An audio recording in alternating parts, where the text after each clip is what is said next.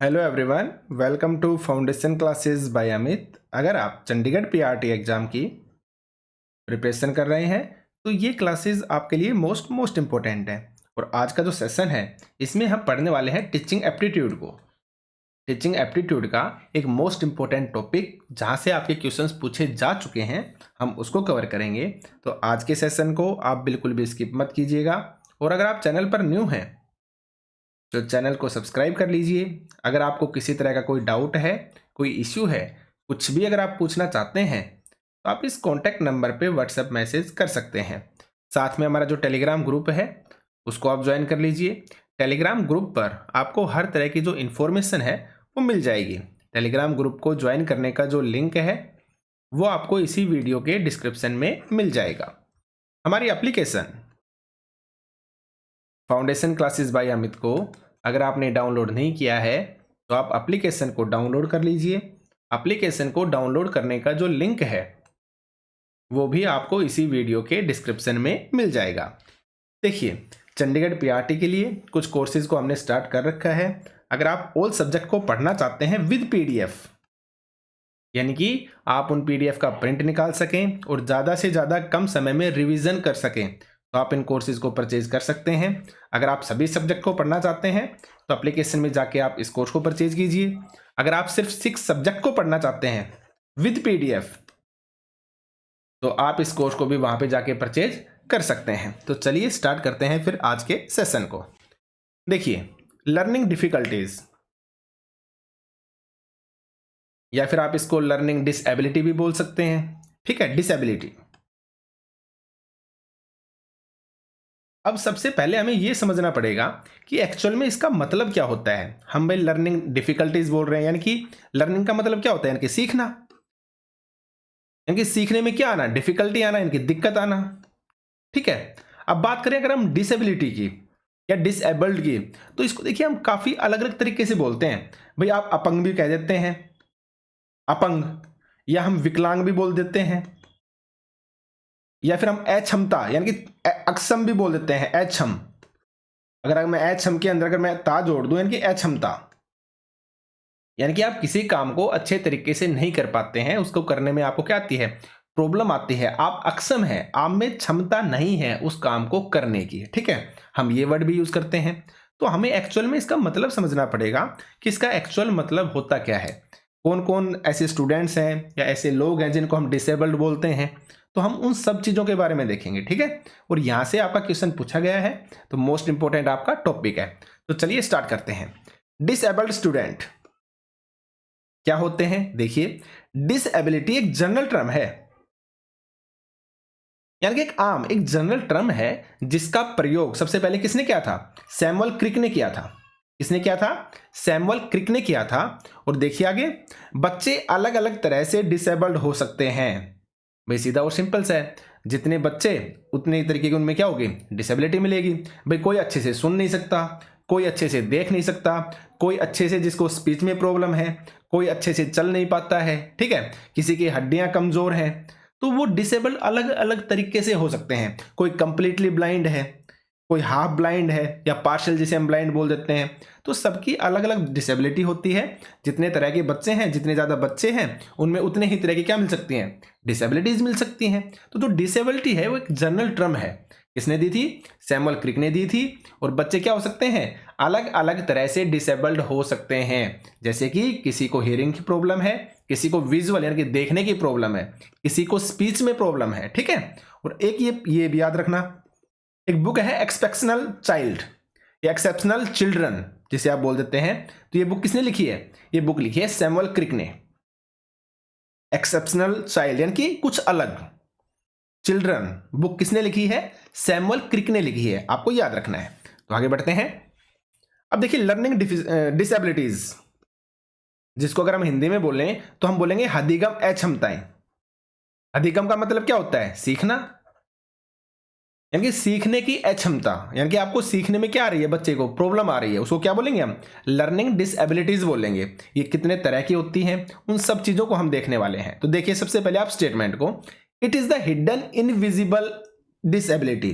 Hidden का मतलब क्या होता है, छुपी हुई, इनविजिबल जो आपको दिखाई ना दे। डिसेबिलिटी क्या होती है हम बता चुके हैं, अक्षमता बोल दीजिए आप, ठीक है। तो ये एक हिडन या जो दिखाई ना देने वाली डिसेबिलिटी है, which can not be identified until a child enter the formal schooling. यानी कि ये एक हिडन इनविजिबल डिसेबिलिटी है जो जब तक नहीं पहचानी जा सकती है, जब तक कि आपका जो बच्चा है ना वो स्कूल में नहीं जाएगा, आप उसे तब तक पहचान ही नहीं सकते हो। आगे समझ में आएगी इस लाइन का मतलब क्या है। यानी कि देखिए फॉर्मल क्या होता है, फॉर्मल का मतलब होता है जब आप किसी रूल रेगुलेशन के अकॉर्डिंग एक प्रॉपर तरीके से जाके पढ़ते हैं। जैसे फॉर्मल स्कूलिंग का मतलब हो गया कि भाई आपने स्कूल में एडमिशन लिया, एक नियम के अकॉर्डिंग आप कक्षा में गए, वहां पे बैठ रहे हो, आप प्रॉपर तरीके से बैठ के आप क्या कर रहे हो, शिक्षा को ग्रहण कर रहे हो, एजुकेशन को ले रहे हो, तो वो आपकी एक तरह से क्या है, फॉर्मल स्कूलिंग है। तो ये लर्निंग जो डिसेबिलिटीज होती है ना, ये ऐसी होती हैं, आप इनको तब तक नहीं पहचान सकते हो जब तक कि जो आपका बच्चा है ना एक फॉर्मल स्कूलिंग स्टार्ट नहीं करेगा, जब तक कि वो वहां पे नहीं जाएगा। इसका मतलब आपको आगे पता चल जाएगा, ठीक है। आगे देखिए, लर्निंग डिसेबिलिटीज वेरिएबल होती है, यानी कि यह जरूरी नहीं है कि यह लाइफ टाइम रहेगी, यह टाइम और एज बढ़ने के साथ साथ ठीक हो जाती है। अब देखिए मैं आपको एक प्रैक्टिकल एग्जांपल से समझाता हूं। भाई आपके घर में कोई ना कोई छोटा बच्चा होगा, ठीक है, लगभग 1 या 2 साल का, आप ऐसा मान के चलिए 1 या 2 साल का आपके घर में कोई बच्चा होगा, तो आपने देखा होगा कोई भी जैसे वर्ड है ना वो उसको क्लियर नहीं बोलता, ठीक है ना। वो क्या बोलते हैं, जैसे हम बोलते हैं देसी लैंग्वेज में बोले तो काबा बोलना, या फिर जैसे तुतला के बोलना, है ना। आप तुतला के बोलने से आप समझ जाएंगे, ठीक है। तो 1-2 साल का जो बच्चा है वो कभी भी क्लियर नहीं बोलता है, वो क्या बोलता है, वो तुतला के बोलता है। तो हम इस चीज की कभी टेंशन थोड़ी ना लेते हैं कि हमारा जो बच्चा है वो तुतला के बोल रहा है। क्यों? क्योंकि हमें पता है कि जैसे जैसे बच्चा बड़ा होगा ना तो ये जो तुतलाहट है उसकी वो खत्म हो जाएगी। प्रॉब्लम पता है कब होती है, जब बच्चा बड़ा हो जाता है और बड़े होने के बाद भी जो तुतलाहट है वो उसकी नहीं जाती ना, तब वो डिसेबिलिटी कहलाएगी। यानी कि उस समय बच्चे में हम समझ जाएंगे कुछ ना कुछ कमी है, कोई बच्चे के साथ दिक्कत है, कोई बच्चे के साथ प्रॉब्लम है। तो इसलिए बोला है जो लर्निंग डिसेबिलिटी है ना वो वेरिएबल होती है। वेरिएबल का मतलब होता है वो चीज जो बदलती रहे, जो फिक्स ना हो, वेरिएबल है वो। तो लर्निंग जो डिसेबिलिटी है वो आपकी वेरिएबल होती है, यानी कि जरूरी नहीं है कि लाइफ टाइम रहेगी। जैसे जैसे बच्चे का टाइम इंक्रीज होगा या एज बढ़ेगी उसकी जो डिसेबिलिटी है वो क्या हो जाएगी, धीरे धीरे अपने साथ ठीक हो जाएगी, ठीक है। आगे देखिए, लर्निंग डिसेबिलिटीज किसी को भी हो सकती है, अर्थात हर तरह के बच्चे को हो सकती है, जैसे कि गिफ्टेड चाइल्ड। अब ये हमें ना काफी डाउट होता है इन चीजों में। जैसे मैंने बोल दिया गिफ्टेड चाइल्ड, तो गिफ्टेड माइंड में आते ही हमें ये लगेगा कि बच्चा कुछ अलग है, गिफ्टेड है, उसके पास कुछ खास है। और जैसे ही हम खास वर्ड सुनते हैं ना हमें ये लगता है कि वो कंप्लीटली हर तरह से परफेक्ट है, उसमें तो कोई कमी है ही नहीं। तो अगर मैं आपको स्टेटमेंट दे दूं कि जो एक गिफ्टेड चाइल्ड है ना वो भी क्या हो सकता है, डिसेबल्ड हो सकता है, तो मैक्सिमम लोग बोलेंगे कि स्टेटमेंट गलत है। क्यों? क्योंकि गिफ्टेड है और गिफ्टेड बच्चा तो डिसेबल हो ही नहीं सकता, वो तो खास है, उसके पास तो कुछ अलग चीजें हैं। तो हमारे माइंड में ये होता है, जबकि ये गलत है। जो एक गिफ्टेड चाइल्ड है ना वो भी क्या हो सकता है, आपका डिसेबल्ड हो सकता है। अगर मैं प्रैक्टिकल एग्जाम्पल या एक नॉर्मल एग्जाम्पल के थ्रू आपको समझाऊं, आपने देखी होगी क्रिस मूवी, देखी है जो ऋतिक रोशन की मूवी आया है क्रिस मूवी, शायद सभी ने, मैक्सिमम लोगों ने देखी होगी ये, ठीक है। तो इसके अंदर क्या होता है ना, इसके पास पावर आ जाती है, लेकिन पावर आने के बावजूद भी इसका जो माइंड है, जो बच्चे वाला जो दिमाग होता है ना वो एज इट इज ही रहता है। तो भाई उसके पास खास पावर है, वो गिफ्टेड तो हो गया, लेकिन उसकी डिसेबिलिटी है वो थोड़ी ना गई। अगर चलिए मैं और प्रैक्टिकल एग्जाम्पल की बात करता हूं, जैसे अगर मैं बात करूं आइंस्टाइन की, जो आइंस्टाइन है उन्होंने क्या दिया था, इक्वेशन दी थी आपकी, मतलब कि कुछ खास थे, वो कुछ अलग थे, उनको सभी जानते हैं, लेकिन वो भी क्या थे, उनमें भी लर्निंग डिसेबिलिटीज थी। वो जो आपकी बेसिक कैलकुलेशन है ना प्लस माइनस वाली, तो जो प्लस माइनस की जो बेसिक कैलकुलेशन होती हैं वो नहीं कर पाते थे, ठीक है ना, लेकिन क्या थे, वो गिफ्टेड थे, उन्होंने बहुत कुछ किया है, ठीक है ना। तो इसलिए बोला गया है जो एक गिफ्टेड चाइल्ड है ना वो भी क्या हो सकता है, आपका डिसेबल हो सकता है। इस स्टेटमेंट को आप याद रखिएगा, जो मैंने बताई है इसको याद रखना आप, ठीक है। आगे बढ़ते हैं। अगर हम आगे बात करें कि जो लर्निंग डिसेबिलिटी है वो होती क्यों है, तो देखिए लर्निंग डिसेबिलिटी मेनली ब्रेन में डिफरेंस होने से होती है, यानी कि दिमाग का कोई एक हिस्सा अच्छे से डेवलप नहीं हुआ है जिसकी वजह से दिक्कत हुई, और इसे हम क्या बोलते हैं, इसे हम न्यूरोलॉजिकल डिसेबिलिटी भी कहते हैं। क्या कहते हैं, न्यूरोलॉजिकल डिसेबिलिटी भी कहते हैं। ये चीज आपको याद रखनी है जो मैं आपको बता रहा हूं, ठीक है, समझिएगा आप इसको। क्योंकि देखिए न्यूरो का मतलब क्या होता है, न्यूरो का मतलब होता है आपके ब्रेन से रिलेटेड। और जब ब्रेन से रिलेटेड हो गई कोई चीज तो हम उसको क्या बोलेंगे, भाई ब्रेन में प्रॉब्लम है, यानी कि लर्निंग डिसेबिलिटी है। किससे रिलेटेड, आपके ब्रेन में डिफरेंस होने के कारण। तो जो लर्निंग डिसेबिलिटी है वो मेनली ब्रेन में डिफरेंस होने से होती है, यानी कि दिमाग का कोई एक हिस्सा है जो आपका अच्छे से डेवलप नहीं हुआ है, जिसकी वजह से दिक्कत हुई, इसलिए इसे हम क्या बोलते हैं, न्यूरोलॉजिकल डिसेबिलिटी भी कहते हैं। लेकिन बट टाइम के साथ क्या हो जाती है, ये ठीक भी आपकी हो जाती है। ठीक है, आगे देखते हैं। ये एक तरह से आप डिसेबिलिटी की प्रॉपर्टीज लगा लीजिए कि जो लर्निंग डिसेबिलिटी है उसकी क्या क्या विशेषताएं हैं, क्या क्या प्रॉपर्टीज हैं, वो पढ़ रहे हैं हम। ठीक है, लर्निंग डिसेबिलिटी ब्रेन से रिलेटेड है, हम बता चुके हैं। इनके लिए कोई मेडिसिन नहीं आती, यानी कि आप ये बोलें कि हमारा जो माइंड है उसमें कोई प्रॉब्लम है, कोई एक हिस्सा है जो अच्छे से डेवलप नहीं हुआ है। तो जो लर्निंग डिसेबिलिटी है ना, ये ब्रेन से रिलेटेड है, इसके लिए कोई मेडिसिन नहीं आती है। क्यों? क्योंकि आपके बच्चे का जो दिमाग है वो खराब थोड़ी ना है। प्रॉब्लम क्या है, उसका एक हिस्सा है माइंड का जो अच्छे से डेवलप नहीं हो पाया। रीजन तो ये है मेनली, कोई बच्चे का पागल थोड़ी ना है, जो बच्चा है वो पागल थोड़ी ना है। तो इसलिए बोला है जो लर्निंग डिसेबिलिटी है ना वो आपके ब्रेन से रिलेटेड है, इसके लिए कोई मेडिसिन नहीं होती है। क्यों? क्योंकि बच्चे का दिमाग खराब नहीं है, बस उसका एक जो हिस्सा है माइंड का वो अच्छे से डेवलप नहीं हुआ। और इन सबको हम क्या बोलते हैं, आपका डेवलपमेंट डिसऑर्डर भी बोलते हैं, यानी कि विकास में प्रॉब्लम आना। डेवलपमेंट का मतलब क्या होता है, आपका विकास, यानी कि विकास का जो ऑर्डर है उसके अंदर क्या होना, कुछ प्रॉब्लम आना, डिसऑर्डर हो जाना। तो डेवलपमेंट डिसऑर्डर भी बोलते हैं किसको, आपके लर्निंग डिसेबिलिटीज को, जो किससे रिलेटेड है, आपके ब्रेन से रिलेटेड है। आपको ये सारी चीजें याद रखनी है। ठीक है, आगे बढ़ते हैं। अब बात करते हैं कैरेक्टरिस्टिक्स ऑफ लर्निंग डिसेबिलिटीज। मैंने बताया ना विशेषताएं, तो वो भी आपकी विशेषताओं के अंदर आ सकते हैं। इसके अलावा मैं कुछ आपको अलग से बता रहा हूं कि जो लर्निंग डिसेबल्ड जो बच्चा होगा ना वो किस तरह से बिहेव करेगा, कौन कौन सी चीजें हैं जिनको वो नहीं कर पाएगा। तो हम उन सब चीजों के बारे में देखेंगे। तो देखिए, जो लर्निंग डिसेबल्ड जो बच्चा होगा वो क्या करेगा, finds it difficult to organise work, यानी कि जो उसका काम होगा ना वो उसको अच्छे तरीके से ऑर्गेनाइज नहीं कर पाएगा, उसको ऑर्गेनाइज करने में क्या आएगी, प्रॉब्लम आएगी। या ऑफन लेट इन सबमिटिंग क्लास वर्क, यानी कि अगर बच्चे को कोई आपने होमवर्क दिया है, कोई क्लास वर्क दिया है, कोई आपने असाइनमेंट दिया है, तो बच्चा उसमें लेट होगा, वो समय से क्लास में उसको सबमिट नहीं कर पाएगा। तो अगर इस तरह की चीजें शो होती हैं तो बच्चा क्या है, लर्निंग डिसेबल्ड है। ठीक है, seems dull and slow in responding to others. अब काफी बच्चे होते हैं, आपने उनसे कुछ पूछ लिया तो वो है ना तुरंत उस चीज का रिप्लाई नहीं करेंगे, तुरंत रिएक्ट नहीं करेंगे, वो समय लेंगे, उसको सोचेंगे, तब वो धीरे धीरे रेस्पॉन्ड करते हैं, यानी कि एकदम प्रॉपरली एग्जैक्ट टाइम पे आपको क्या नहीं करेंगे, रेस्पॉन्ड नहीं करेंगे। तो इसलिए बोला गया है seems dull and slow in responding to others, यानी कि दूसरों को अच्छे तरीके से क्या नहीं कर पाएंगे, रेस्पॉन्ड नहीं कर पाएंगे। तो ऐसी चीजें कौन सी करेगा,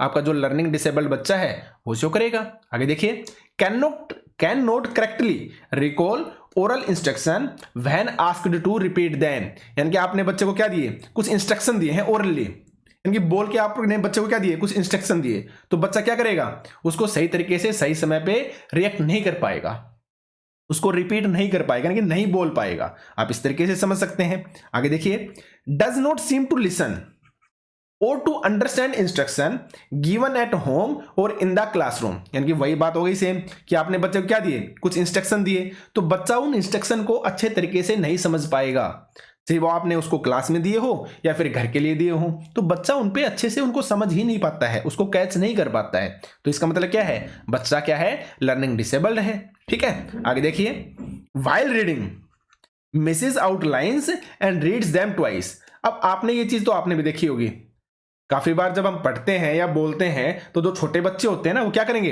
एक ही वर्ड को बार बार रिपीट करेंगे, वो रुक जाएंगे, या फिर क्या करेंगे, पढ़ते समय है ना जो लाइंस हैं उनको स्किप कर जाएंगे।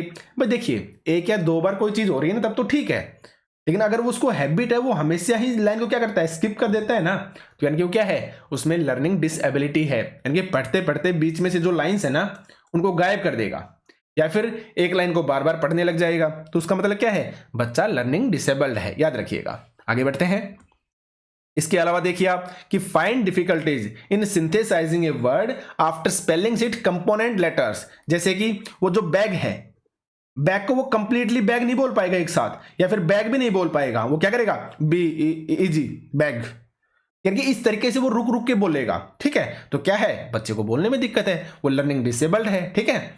रीड्स वर्ड्स बैकवर्ड, जैसे ऑन को क्या पढ़ेगा, वो नो पढ़ेगा, सा को क्या पढ़ेगा, वो वास पढ़ेगा। तो इसका मतलब क्या है, बच्चा लर्निंग डिसेबल्ड है, उसको लर्न डिसेबिलिटी है उसको, ठीक है। जैसे मिसरीड नंबर्स, वो 6 में और 9 में कंफ्यूज होगा हमेशा, 3 में और 8 में कंफ्यूज होगा, या फिर हम ये भी बोल सकते हैं 3 और 6 के अंदर कंफ्यूज होगा उसको, ठीक है।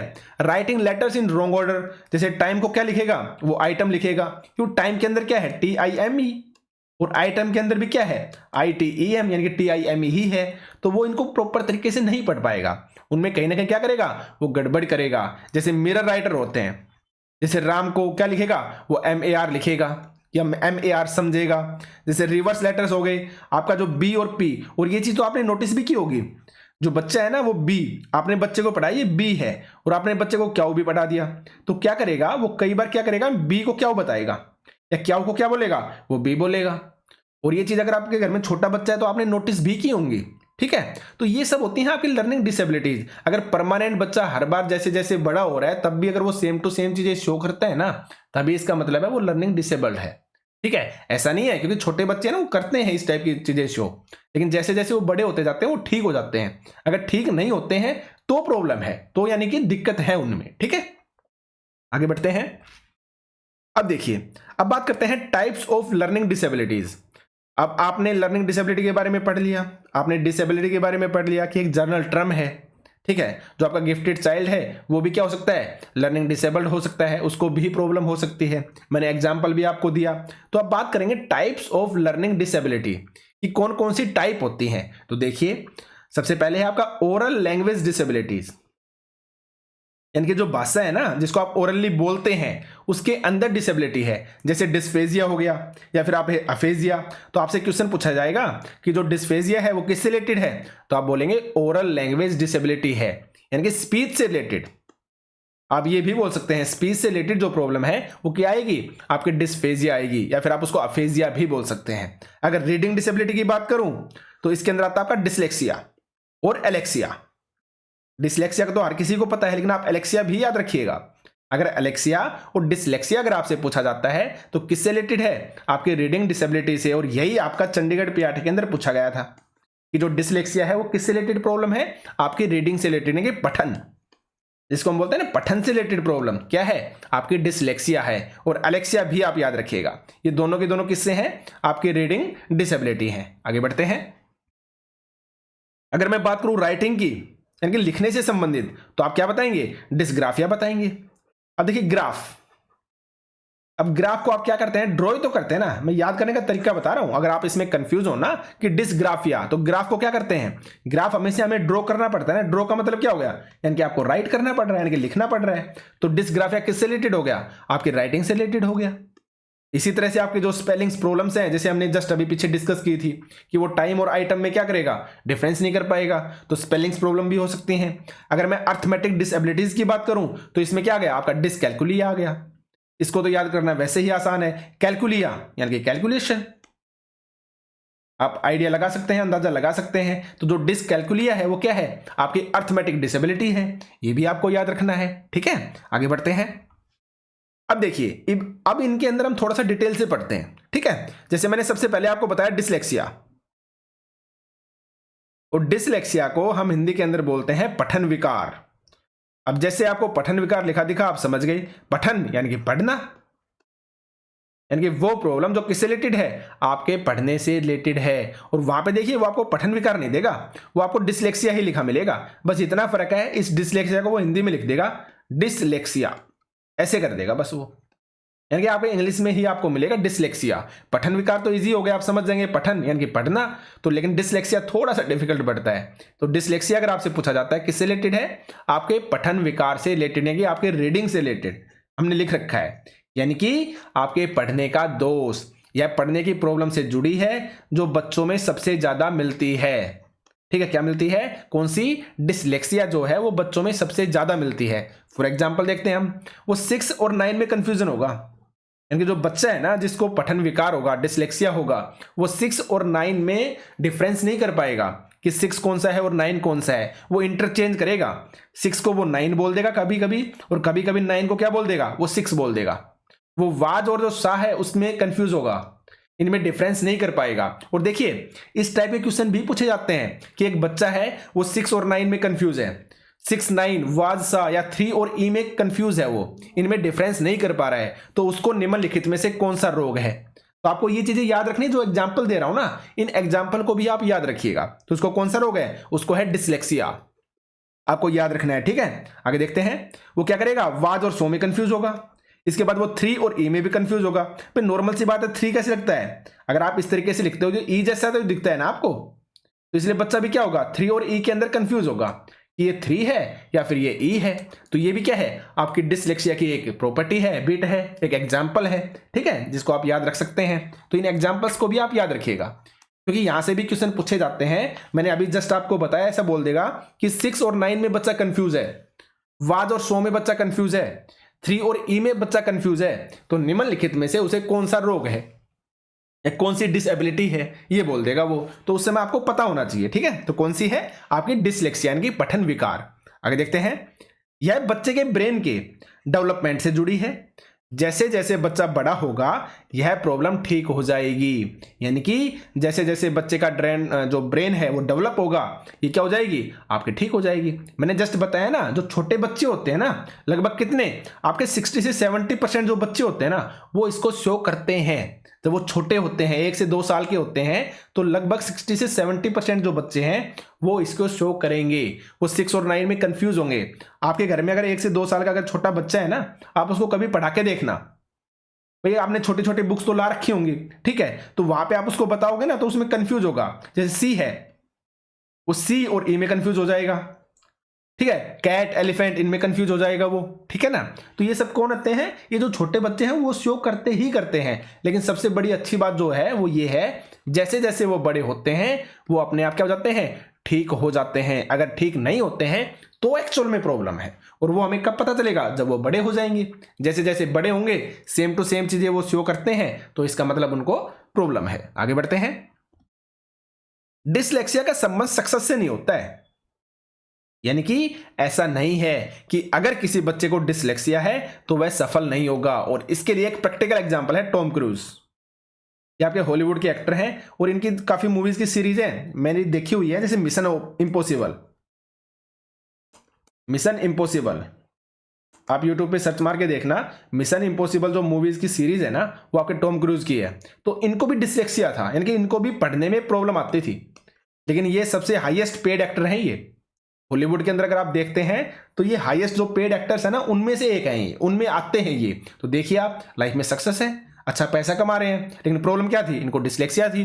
तो ऐसा नहीं है कि अगर आपके अंदर कोई प्रॉब्लम है तो आप सफल नहीं हो सकते, उसको आप अपनी कमजोरी मत बनाइए। एक्चुअल बात ये है, आप ये सोचिए कि हाँ मैं कर सकता हूं और मुझे करना है, सीधा और सिंपल सा है, ठीक है ना। तो इसलिए बताया गया है, यानी कि डिसलेक्सिया का संबंध है ना वो सक्सेस से नहीं होता, कि अगर किसी को डिसलेक्सिया वो सक्सेस ही नहीं हो सकता, ऐसा कुछ नहीं है। एग्जाम्पल प्रैक्टिकल दे दिया टॉम क्रूज का, ठीक है। आगे बढ़ते हैं, अगर मैं बात करूं डिस्ग्राफिया की, तो डिस्ग्राफिया के बारे में मैं आपको बता चुका हूं। ग्राफ यानी कि ड्रा करना, और ड्रॉ करते हैं किसी चीज को तो सीधा और सिंपल से आप यानी कि लिखते हैं, बस लिख के ही तो आप ड्रॉ करते हैं ना। आपने ग्राफ बनाया, कैसे करोगे, आप लिख के ड्रॉ करोगे, तो क्या हो गया, डिस्ग्राफिया। तो राइट कर रहे हैं तो किससे रिलेटेड होगी, आपकी राइटिंग से रिलेटेड। जो डिस्ग्राफिया किससे रिलेटेड प्रॉब्लम है, आपकी राइटिंग से रिलेटेड डिसेबिलिटी है, यानी कि ड्रॉ करना। ये मैंने आपके हिंट के लिए बता दिया है, ठीक है। यह भी क्या है, आपकी ब्रेन से रिलेटेड डिसेबिलिटी है, जिसमें बच्चा चाहकर भी क्लियर नहीं लिख पाता है, यानी कि वो अच्छे से लिख ही नहीं पाता। वो चाहता है कि मैं लिखूं, लेकिन उसकी मजबूरी है, उसको प्रॉब्लम है, उसमें डिसेबिलिटी है कि वो लिख ही नहीं पाता है। जैसे आपने मूवी देखी होगी तारे जमी पर, तारे जमी पर, तो उसमें भी क्या था, जो बच्चा था ना, आपने देखी होगी, आमिर खान की मूवी है, जिसमें एक रियल लाइफ जो स्टोरी है उसको कनेक्ट करके बताया गया है। उसमें भी जो बच्चा है ना उसको डिसलेक्सिया होता है, जिसमें बच्चा है ना वो वर्ड्स के अंदर कंफ्यूज होता है। तो आमिर खान है वो इसी तरीके से उसके जो फादर हैं उनको इसी तरीके के एग्जाम्पल देते हैं कि आपका जो बच्चा है ना वो पागल नहीं है, उसके अंदर डिसेबिलिटी है। और इसके लिए पता है वो क्या एग्जाम्पल देते हैं, वो बच्चे के घर पे जाते हैं और वहां पे है ना एक खिलौना रखा होता है। अब नॉर्मल सी बात है, हम इंडिया से हैं तो सीधा और सिंपल सा है, जो हिंदी है हमें आएगी, इंग्लिश है उसको भी हम पढ़ सकते हैं। लेकिन अगर मैं आपको बोलूं आपको चाइनीज पढ़नी है, तो आप चाइनीज लैंग्वेज थोड़ी ना पढ़ पाओगे। तो आमिर खान क्या करता है उस मूवी के अंदर कि वो जाता है बच्चे के घर पे और उसका फादर है वो उनको बताता है कि जो ये मेरा छोटे वाला बच्चा ये नालायक है, ये पढ़ता नहीं है, इसके नंबर है वो 0 आते हैं, इसकी जो बुक है नोटबुक है उसमें जो टीचर है सिर्फ और सिर्फ रेड सर्कल ही करते हैं। क्यों? क्योंकि वो किसी चीज को सही तरीके से लिखता ही नहीं है, किसी चीज को सही तरीके से समझता ही नहीं है। तो तब आमिर खान क्या करते हैं, उसके फादर को एक खिलौना देते हैं और वो चाइनीज खिलौना था, तो उसके ऊपर हिंदी में नहीं लिखा था, इंग्लिश में लिखा हुआ था। लेकिन वो कहेंगे, आमिर खान कहेगा उसका फादर को कि जो ये लैंग्वेज है ना आप इसको पढ़ के बताइए ये क्या लिखा हुआ है। तो उसका फादर क्या करेगा, ये कैसे पढ़ सकता हूं मैं, मुझे तो आती नहीं है, ये मैंने तो कभी पढ़ी ही नहीं है, मेरे लिए ये इम्पॉसिबल है, मैं नहीं पढ़ सकता इसको।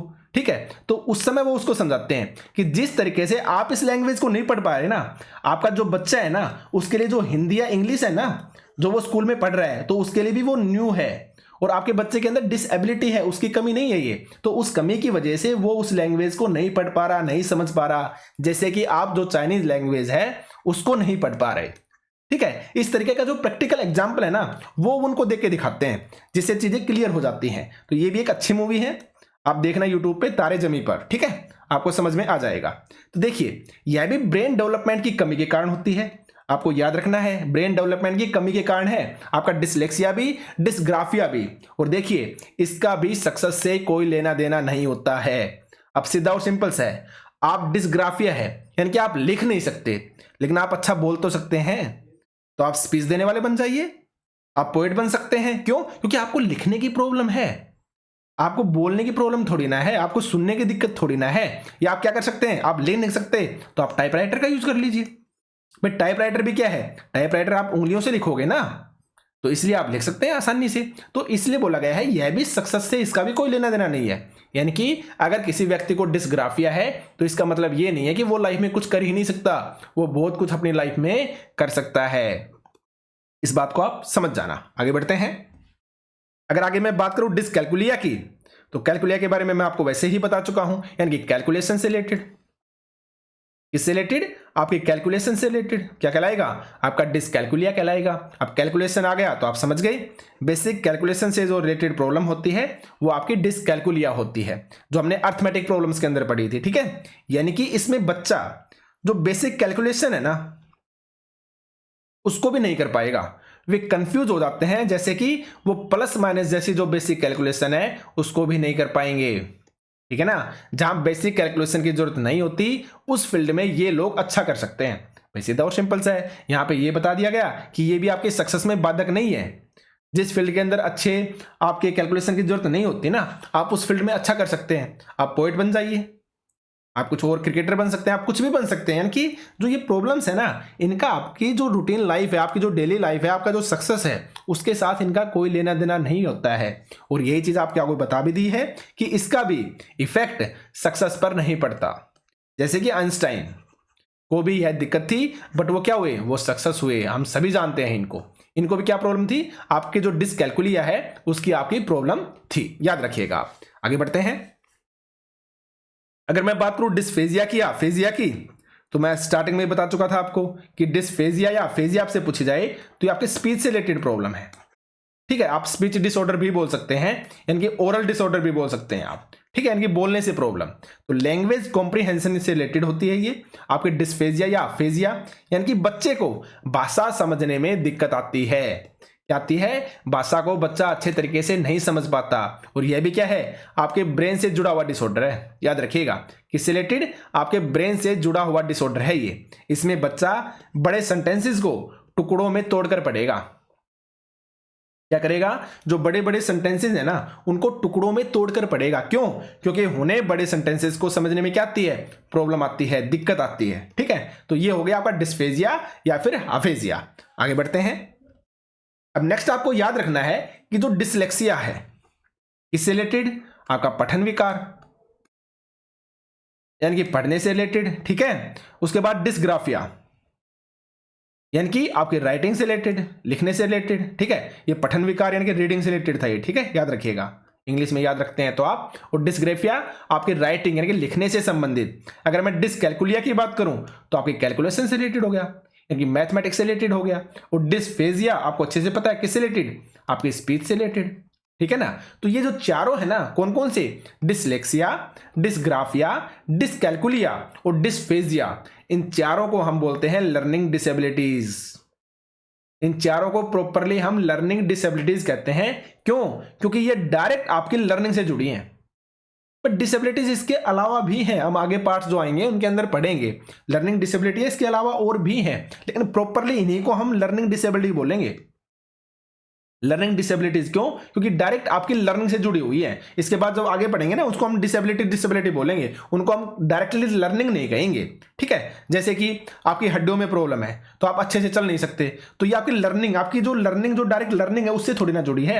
ये तो आपकी बॉडी की कमी हो गई कि आप अच्छे से नहीं चल पा रहे हो, आपकी जो बॉडी है उसमें कोई प्रॉब्लम है, तो वो आपके फिजिकल डिसऑर्डर हो गया, वो आपके लर्निंग डिसेबिलिटी के अंदर नहीं आएगा। तो आप याद रखिएगा कि लर्निंग डिसेबिलिटी अगर आपसे पूछा जाता है तो प्रॉपरली जो चार है ना, ये आपके डायरेक्ट लर्निंग से जुड़ी हैं और इसलिए इनको हम बोलते हैं लर्निंग डिसेबिलिटी। याद रखिएगा आप। ठीक है, तो आज के सेशन में सिर्फ इतना ही था।